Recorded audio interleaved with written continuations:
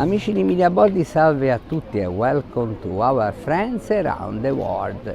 E questa volta il benvenuto, pensate un po', ve lo diamo dall'Europa del Nord e in particolare dalla Danimarca e dalla sua capitale. Siamo affatti a Copenaghen, anzi nel centro storico di Copenaghen e in quello che è considerato il parco a tema o parco dei divertimenti, chiamatelo come volete, più antico del mondo. In realtà ne esiste uno nelle immediate vicinanze costruito un pochino qualche anno prima, ma per tutti, diciamo quello più anziano e tuttora in attività è esattamente questo. Stiamo parlando del Tivoli, aperto il 15 agosto, quindi per Ferragosto del 1843, ed è un parco che è entrato appena fu costruito, è entrato subito nell'amore, e anche nello stile di vita degli abitanti non solo di Copenaghen ma un po' di tutta la Danimarca.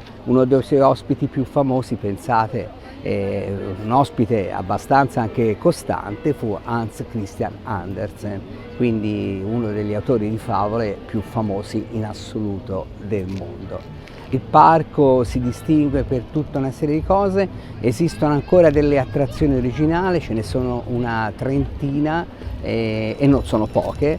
Pensateci anche in funzione, ovviamente con le dovute accortezze dal punto di vista della sicurezza, anche un roller coaster che risale addirittura agli anni 40.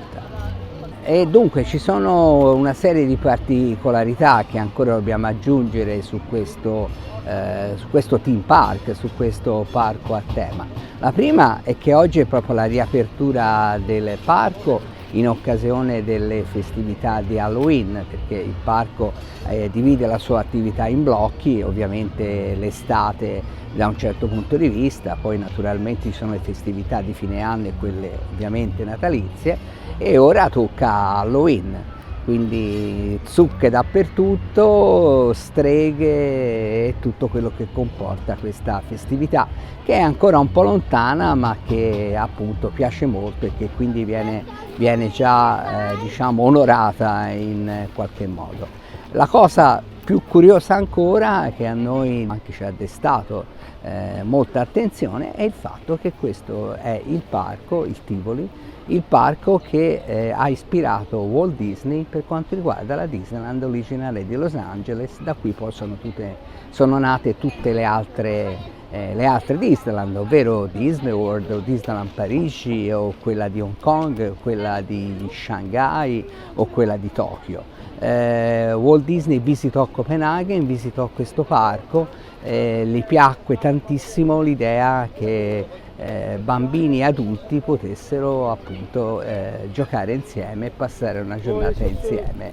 Ci sono molte cose di Disneyland che ricordano questo parco. Una di queste è che già negli anni 40 uno dei progettisti che lavorava appunto all'interno del Tivoli diceva spesso: il Tivoli non sarà mai completato.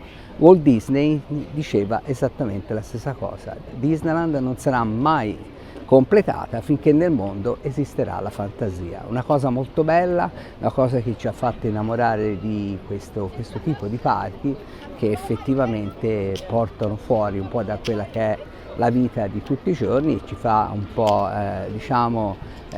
divertire, intrattenere, come appunto lo stesso Walt Disney e evidentemente anche i creatori del Tivoli pensavano. Un'ultimissima cosa, si chiama Tivoli, esattamente come la Tivoli che abbiamo noi nel Lazio, quindi vicino a Roma, stiamo parlando dell'Italia ovviamente, e questo perché quando fu dato il nome al parco di Copenaghen, a questo parco di Copenaghen, si ispirò a un parco parigino in Francia, che a sua volta si era ispirato come nome alla località italiana di Tivoli. Ecco, anche questo, così abbiamo cercato di spiegare anche questo particolare aspetto.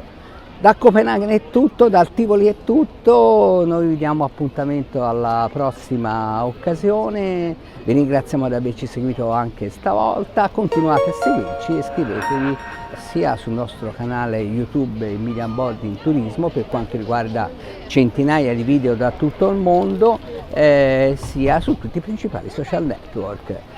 Dal Tivoli è tutto e noi intanto ora ci andiamo a divertire un po' anche noi. Ciao a tutti!